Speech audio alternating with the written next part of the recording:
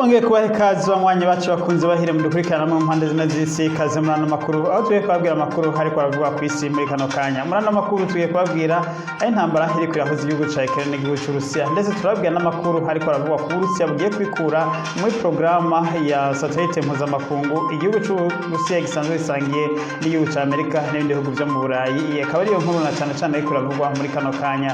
Turababwira n'amakuru imishamirano iri hagati y'ibihugu vy'Abarabu aho biboneka ko intambara zikomeye muri Middle East zishobora kwaduka, ndetse turabwira n'amakuru havugwa ku Ubushinwa, ndetse turabwira n'amakuru kandi avugwa ku mugabane wa Afrika.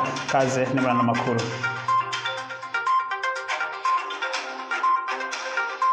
Twongeye kubaha ikaze rero banywanyi bacu bakunze bahire, twibutsa kugira sabone canke kugira subscribe abakoresha ururimi rw'icongereza kugira ngo ntimuze amuracikwa n'amakuru yizewe neza kandi atohoje. Kaze muri ano makuru rero. Amakuru yacu rero nkuko twabwiye tugiye kuyahera ku ntambara iriko irahuza igihugu c'Urusiya n'igihugu c'Urusiya n'igihugu ca Ukraine. Intambara rero ikaba igeze mu kwezi kugira gatandatu aho dutanguye indwi higira kabiri y'ukwezi kwa gatandatu. Intambara itanguye mu gihugu ca Ukraine muco Urusiya bwise special operation ku butaka bwa Ukraine, aho Urusiya buvuga ko bwateye igihugu ca Ukraine kugira ngo bwake ibigwanisho abo bwita abanazi. Mu bigwanisho byo byavuye mu burengerazuba bw'isi byari bangamiye umutekano w'igihugu ca Ukraine. Kubw'ivyo rero kuva ico gihe rero Perezida Putin haba atanguje intambara ku gihugu ca Ukraine. N'ubu intambara rero imaze guteza ibyago byinshi ku isi muri rusange, aho ibihugu byinshi cyane gose byagiye mu bukene budasanzwe, ndetse inzara iratera ku isi, ndetse nta muntu n'umwe ku isi uno munsi atazi ivyo intambara iriko irahuza igihugu ca Ukraine n'igihugu c'Urusiya, kuko intambara yateje ibyago bikomeye cyane, aho benshi abantu batakaje ubuzi, abandi benshi barapfa, abandi benshi baba impunzi, cyane abanya Ukraine bariko barahura n'ibi byago by'intambara. Reka rero tugaruke ku makuru y'ibiriko biraba muri kano kanya. Intambara rero ziriko zirabera mu karere ka Kherson, aho abasirikare ba Ukraine bariko baragerageza uko bashoboka kose kugira ngo bake kano karere igisirikare c'Urusiya, ariko rero biboneka ko bitaboroheye cyane gose uko igisirikare c'Urusiya kiboneka ko carinze kano gace cyane. Ni mu gihe muri iyi ndwi iheze perezida wa Ukraine yari yamenyesheje ko kano gace igisirikare ca Ukraine gifise ubushobozi bwo kukaka igisirikare c'Uburusiya. Aka gace rero ka Kherson niko gace konyene gasigaye kako karabera hamwe imigwano mu karere ka Donbas region kose muri rusange, aho rero akarere ka Donbas region muri rusange kagenzurwa n'igisirikare c'Uburusiya 100% uhereye ku ntara ya Crimea ugashitsa ku ntara ya Mariupol. Izo ntara zisanzwe ari zikuru muri kano karere. Agace rero ka Kherson ni agace gahana urubibe n'igisagara canke ikivuko ca Odessa. Uvuye rero muri kano gace ka Kherson niho hanasanzwe hari n'ibirindiro ubu bikuru cyane gose Uburusiya buriko burakoresha mu gutera mu karere ka Odessa, ndetse no mu gutera mu karere ka Kharkiv, aho biboneka ko Uburusiya buza burasimba kano karere bugatera muri kano gace ka Odessa. Ndetse muribuka ko mu minsi 3 iheze Uburusiya bwasambuye ikivuko ca Odessa bakoresheje amamodokari atera za misile zigera kure hari muri kano karere ka Kherson, ahasanzwe hariko harabera imigwano. Igisirikare rero ca Ukraine biboneka ko nubwo carose ibigwanisho bikomeye cyane gose vyavuye mu burengerazuba bw'isi, n'ubu kiriko kitaragira inguvu zikomeye. Abasirikare bari muri kano karere bariko baragwana ba Ukraine bavuga ngo nubwo bafise ibigwanisho abariko barakoresha bikomeye, ngo ariko rero ntibafise ibigwanisho bikwiye ugereranije no ku ruhande rw'Urusiya, aho bavuga ko ngo bateye nk'amamisire, ngo nibura iyo bateye nk'amarokete ngashika 10 ngo Uburusiya buhita bugwiza n'inshuro nka 5. ngo urumva rero ko n'ubu bakiri vulnerable ugereranije n'igisirikare c'Uburusiya, aho bavuga ko basaba ko babafasha bukongereza ibigwanisho na cyane, ndetse bakanasaba ko buhabwa indege za gisirikare. Tubutse ko hari indege zibiri za gisirikare mu ndwiheze. Umuvugizi w'ubushikiranganje bwo kwivuna abansi w'Uburusiya Igor yamenyesheje ko bakoroye indege zibiri za Su-25 zakorowe n'igisirikare c'Uburusiya zari zahawe igisirikare ca Ukraine zivuye mu gihugu ca Poland. Turabandanya n'ano makuru yacu aho tugiye nyene kubandaniza muri kano karere kuri ivy'intambara iriko irahuza igihugu ca Ukraine n'Uburusiya.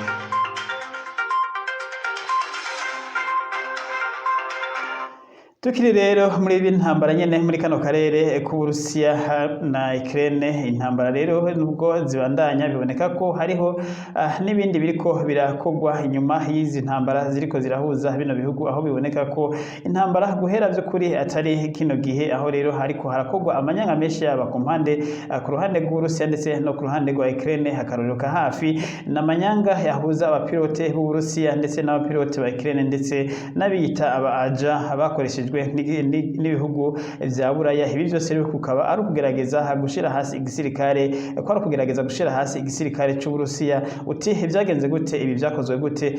Hari aba agent babiri, umwe muri Bulgaria undi nawo wo muri Scotland. Aba agent babiri, umwe yakorera iperereza rya Scotland undi nawe yari umujournaliste wa Bulgaria, aho ya contacts aba pilote bashika 10 bo mu Burusiya. Aba pilote rero bashika 10 akaba yabemerera ko bagize umugambi munini cyane, ko umugambi wari ukuba n'abapilote bari gutanga indege za gisirikare bakazigurukisha ku butaka bwa Ukraine bakagendera hafi, maze bikitwa ko abasirikare ba Ukraine bafashe zino ndege. Abapilote rero inyuma yuko batanze izi ndege za gisirikare bari guca bahabwa umwe wese miliyoni 2 z'amadolari y'Amerika, ndetse bagaca bahabwa n'ubwene gihugu mu bihugu bahisemwo mu bihugu vyo mu Burayi. Umugambi rero bikaboneka ko wari urimwo ibihugu vy'u Burayi byari ari byakoresheje bano ba agent babiri, maze rero maze kuvugana na bano ba agent babiri, bano ba pilote b'Abarusiya baremeye umugambi, maze rero bategura ukuntu umugambi waja mu ngiro. Ariko rero imbere yuko umugambi uja mu ngiro,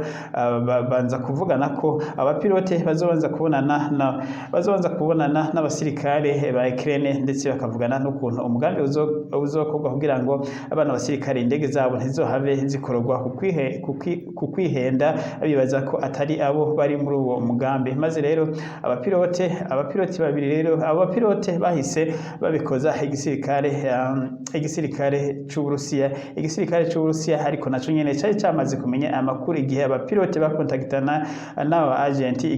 Iperereza ry'Uburusiya FSB ryari ryamaze kumenya rero naryo aya makuru, maze rero iperereza ry'Uburusiya ica rikoresha umu agent wayo asanzwe akora mu iperereza rya Ukraine, maze rero umu agent acayigira umu girlfriend canke umukobwa akundanye n'umwe muri aba pilote. Muri aba pilote bagomba kuja kubonana n'aba agent b'igisirikare ca Ukraine kugira ngo ntibazorase indege zabo mu gihe indege zabo zoba zigeze ku butaka bwa Ukraine, bibajije ko izi ndege ngo zoba zigiye gutera. Maze rero umugambi urakogwa, bemeranya kuzoja mu ngiro. Umupilote umwe abari waserukira abandi bapilote bari muri uno mugambi aragenda ku butaka bwa Ukraine ajanye n'uwo yise ko ari kumwe n'uwo yise ko ari umugirlfriend wiwe. Umugirlfriend wiwe rero ngo yari nawe yari yamenyesheje ko ari bazoca bajana kubana mu gihugu kimwe mu Burayi, yari kuba yahisemwo. Umugambi rero aba iperereza inyuma yuko rero umupilote avuye ngaha ahita ajanana n'umugirlfriend wiwe yarasanzwe akorera iperereza rya Ukraine. Niho mu nyuma rero igisirikare ca Ukraine caza kumenya ko cabeshwe, ahubwo bano bari bashaka kwiba amakuru, kuko ico yakoze uyu umukobwa yarasanzwe akorera iperereza ry'Uburusiya agakorera n'iperereza rya Ukraine, yatwaye amakuru menshi cyane gose yo muri uyu mukino, maze rero anamenyesha n'ubushobozi bwose igisirikare ca Ukraine cari gifise, yaba mu byo gushobora kurasa indege no mu gushobora gufata indege za gisirikare z'Uburusiya. Indege rero igisirikare c'Uburusiya, igisirikare ca Ukraine cifuza gufata ahanini yari indege zo mu bwoko bwa Sukhoi Su-24M ndetse na Sukhoi Su-34M ndetse na Tupolev 22M3. Izi ndege rero nizo ahanini cyane gose ziriko zikora ibara ku gihugu ca Ukraine. Izi rero zino ndege Ukraine ikaba yashaka kumenya uko zikora mu gihe zifata, ndetse ikaba yanashaka no kuzikoresha nayo mu kwivuna igisirikare c'Uburusiya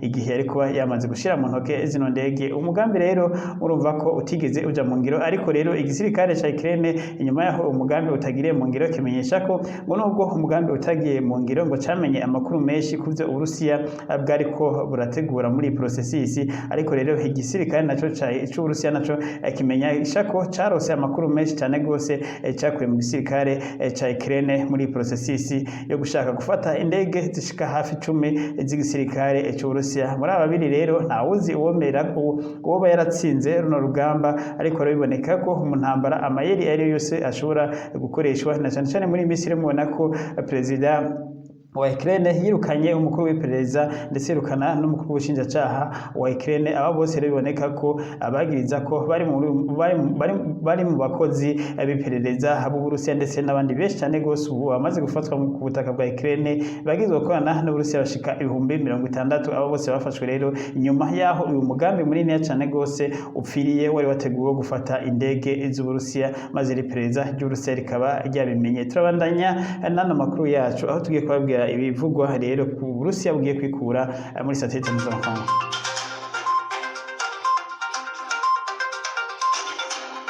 Uburusiya ngo bugiye kuvavanura na satellite mpuzamakungu busanzwe buhuriye ko mu isanzure n'igihugu ca Amerika ndetse n'ibihugu vya Canada n'ibihugu vya Canada na Japan no Bushinwa muri rusange.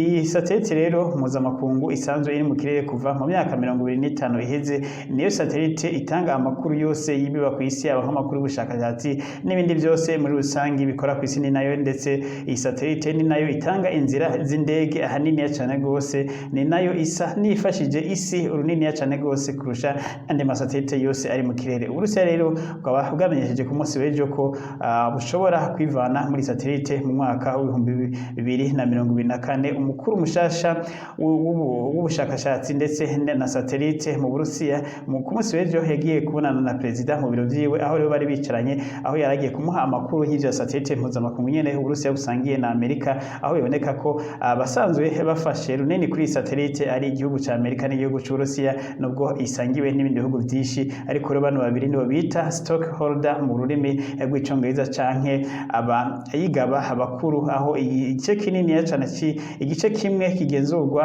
igice cyo kumenyesha amakuru no gutanga n'ubushakashatsi gitangwa n'igihugu c'Uburusiya, maze ivyo gukontrola no kugenzura iyi satellite navyo bikaba bikorwa n'igihugu ca Amerika. Nukuvuga ko bano babiri ari bo bakora akazi kanini cyane gose kuri satellite kugira ngo igume mu kirere. Mu gihe rero Uburusiya bwovamwo nta kabuza iyi satellite yohita ikororwa isubizwa hasi kubera itobandanya ikora igihe Uburusiya butoba bukirimo. Nukuvuga ko Amerika igomba kubaka satellite yayo nshasha ndetse n'ibindi ubu kuko Uburusiya bwo buza bwamenyesheje ko bufise umugambi wo kubaka satellite yabwo bwonyene bwisangije. Iyi satellite biboneka ko hamwe Uburusiya bwo kubaka satellite yabwo bwonyene ko kuzoyikoresha bizosaba ko niba Amerika igomba gukoresha satellite y'Uburusiya izogomba kwishura amahera runaka, nayo Uburusiya kandi nabwo bukaba buzogirana ngira ngo amasezerano na Amerika mu gihe Amerika nayo izoba yamaze kubaka satellite yayo, igihe Uburusiya nabwo bushatse gukoresha iyo satellite bukariha amahera kanaka.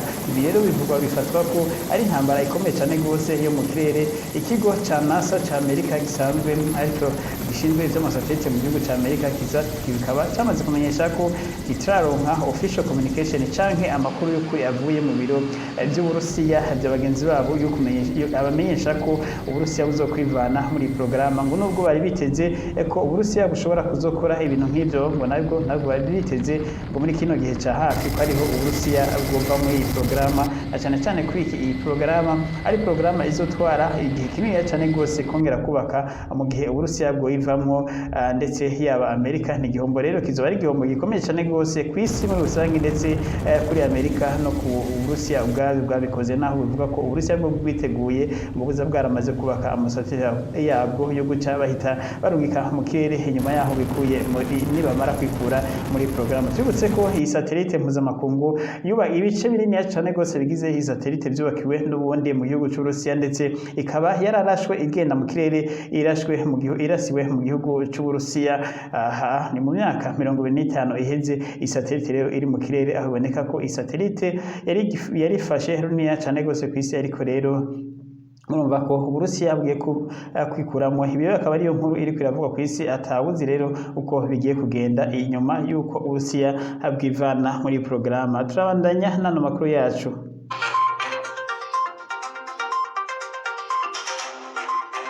mu burengerazuba bwo hagati bw'ibihugu vy'abarabu biboneka ko intambara zishobora kwaduka, intambara ndetse zikomeye cyane gose, aho biboneka ko hari ugushamirana gukomeye hagati y'ibihugu bitatu. Iyi rero ni igihugu ca Turkiya n'igihugu ca Syria n'igihugu ca Iraq. Twababwiye mu makuru yejo ko igihugu ca Turkiya cateye ikoze ibitero vya misile mu ntara ya Dohoka mu gihugu ca Iraq, aho abantu bashika 80 bose bapfuye. Igitero cakozwe n'indege z'igisirikare ca Turkiya. Izi ndege ngo zikaba zarashe muri kano gace ngo kubera abagwanyi b'abatirki ngo bagomba gutera igihugu ca Turkiya ngo bari muri kano karere, ariko igihugu ca Iraq kikaba caramenyesheje ko atabagwanyi bari bahari ngo n'ikimenyamenya abapfiye muri no migwano bose baraba civile. Igihugu ca Iraq rero kikaba caramenyesheje ko kigiye kwihora vyanka vyakunda. Kurundi ruhande nago rero ku ruhande rwa Syria uku kwezi nyene igisirikare ca Turkiya caregereje abasirikare ku ruhande rwa Syria, aho camenyesha ko ngo kigomba nibura gukingira ngo hafi ibirometero 20 ngo uvuye ku mupaka w'igihugu ca Turkiya. Naho nyene ngo kaba bashaka gukinga kugira ngo abagwanyi nyene ngo ntibaje gutera igihugu ca Turkiya bavuye muri kano karere ka Syria. Ibi rero Syria ikaba yaravyameze, ndetse umugambi n'Uburusiya bukaba bwarabiyameje ko bino bintu Ankara yariko irakora byari biciye kubiri n'amategeko. Igisirikare ca Syria ku munsi w'ejo caregereje muri kano karere abasirikare benshi nyene aho babonetse ku munsi w'ejo bariko barubaka ibirindo bikomeye muri kano karere, boneka ko biteguye guhangana n'ingabo z'igihugu ca Turkiya, mu gihe ingabo z'igihugu ca Turkiya nazo ziri ku ruhande hakurya. Baboneka rero ko umwe wese arindiriye uwutangura uwundi maze intambara igahita itangura. Ibi rero ni ibyago by'intambara zo muri kariya karere. Tubibutse ko kariya karere kari kamazemo intambara nyinshi cyane gose, mu gihe umuhari Islamic State wariko uragwanira muri kano karere. Ubu umuhari Islamic State ugasa n'uwacureshe, ariko biboneka ko n'ubu intambara muri kano karere guhera atari muri kino gihe ca vuba, na cyane cyane aho bino bihugu byose biguma vyagirizanya ko mu gihugu kimwe ariho haba hari abagwanye baba bashobora gutera ikindi gihugu. Turabandanya n'ano makuru yacu. Amakuru akurikira tugiye kuyavuga, amakuru akurikira tugiye kuvuga ayo ku mugabane wa Afurika.